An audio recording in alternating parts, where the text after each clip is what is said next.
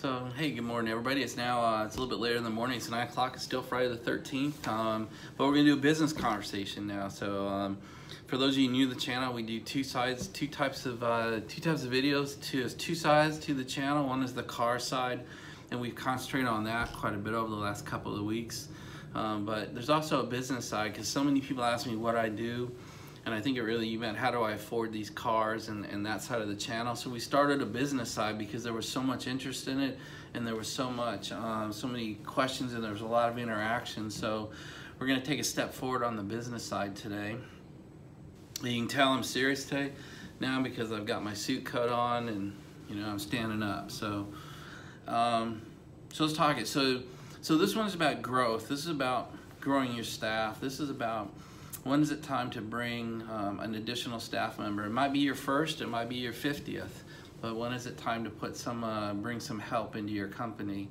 And so the first thing we've talked about in prior videos, but the first thing I want to say is it's not easy. Once you found that person, and there's I did a video on how I interview and what I look for, and I'll put a link to it or put a card up here so that you can see the past one. But that's how I do interviews, so hopefully that'll help you in sort of the selection process.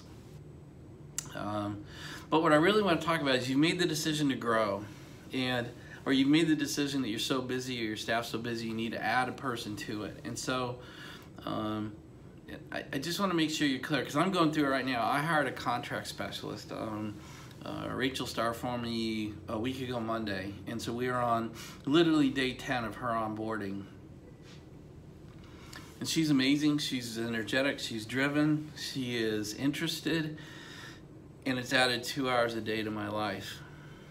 So again, I want to say I added a specialist to my staff. She started, she's great, she's exactly what we hoped she would be, and yet it's added, not subtracted, added 2 hours a day to my life.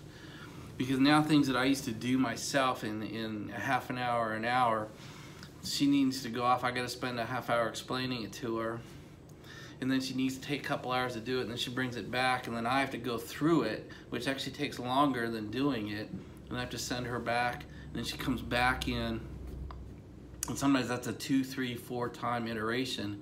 So something that could have taken in a half an hour is now taking me 3 or 4 hours, and that's each and every day, and that's going to be that way for weeks and probably months. And what I've tried to advise her of is that we can't get frustrated at each other, because it could take really to the end of the year before she's truly excellent at this role. So that's just something I want to warn you about, is if you're kind of underwater and you think you're going to hire somebody and bring them on board, and within a few days, or God forbid you didn't think this on day one, they're going to become helpful to you. It's not the fact. So you've got to plan extra time into your day, into your week. And so you're reaching for a lifeline, and you throw the lifeline, and they kind of pull you under, and that can be very frustrating for you if you're not pre-planned or pre-set up for it. Something I was advised to do by my mentor, again, I'll say his name, Keith Cunningham, has been a big mentor of mine. If you want to look him up, he's keystothevault.com, so that's Keith Cunningham at keystothevault.com. Can't recommend the guy high enough. He changed how I run my company and how I think about it. I haven't seen him in 2 or 3 years, but I do. I love his teachings. One of the things he taught me was you need a 12-week plan. Do not have someone new start in your company without knowing a week-by-week plan of what you're going to give them to do, the authority you're going to give them, what you expect from them. It's a roadmap for you, and more importantly, it's a roadmap for the new employee. So really sit down and think about kind of day for day, week 1, what do you expect from him or her? Week 2, week 3, for the month, and then really for the quarter. And some of my more senior people have almost a year-long plan. Here's how we're going to promote you. Here are the titles we think we're going to give you. Here are the raises we think we're going to give you. But here are the expectations I have of you month by month, quarter by quarter. And it works. It really works well. It establishes in their mind and yours sort of a jointly written plan for what's expected of them.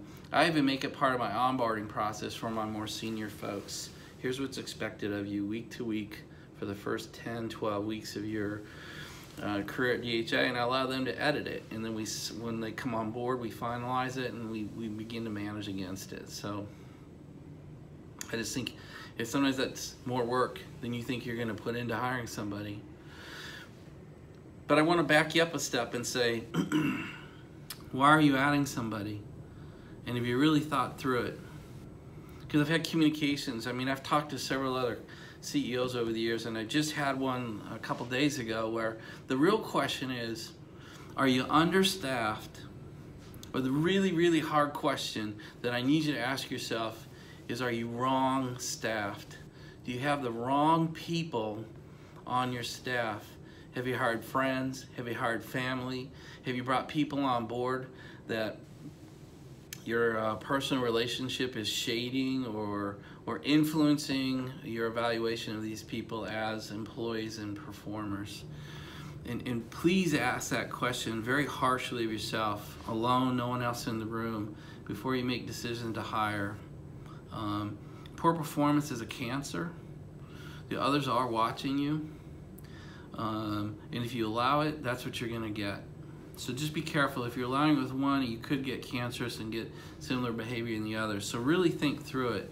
My other advice to you is, as CEO or business owner, is don't mix friends and family and employees. Just don't do it. It's a recipe for disaster. It's going to ruin your home life as well as you try to address it at work.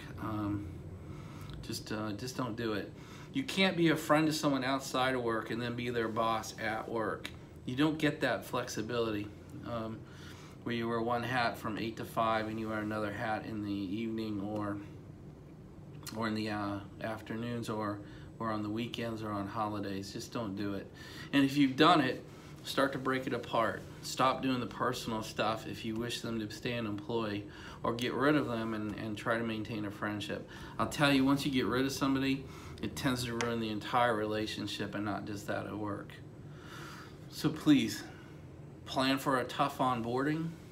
Please put a plan in place that week to week set your expectations and make sure they are aware of it before they come on board. But before you hire, back up and ask yourself, do you really need to replace an employee rather than add an employee? And I'm going to back you up another step, and that is, why are you growing? Are you growing towards a goal? And it may sound really stupid at first, but what I really want to reiterate is, are you growing so that you can bring additional money home? Do you have a goal in mind? Do you have a target income level? Or are you just growing to grow? Are you just growing to get bigger? Are you just growing to make more? And those are death sentences to your life, where you just always want more. I want more money. I want more growth. I want more employees. I want more revenue. I want to be bigger. Those are boundless, and no matter where you go in life, you can always say that in the next day. So there's no sense of satisfaction or completion. So I would really sit down. The first thing I would do is ask, what are your goals? Really for you, what is your personal income goal from your business? And if you set it and you work towards it, now you've got a reason. But if it's just to get bigger, you'll never reach a sense of fulfillment. If you want to make $200,000, $500,000, $1 million a year, I don't really care, but set the goal.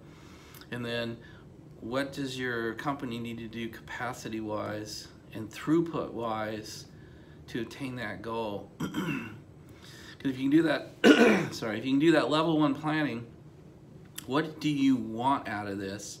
And then you do the planning that what does your company need to do capacity-wise or throughput-wise to attain that goal for you.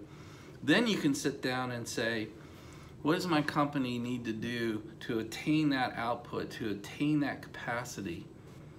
Now you can talk about, you do need another person, or you need another product, or you need another arm of your business. Now you're making decisions based on a real plan and a real goal.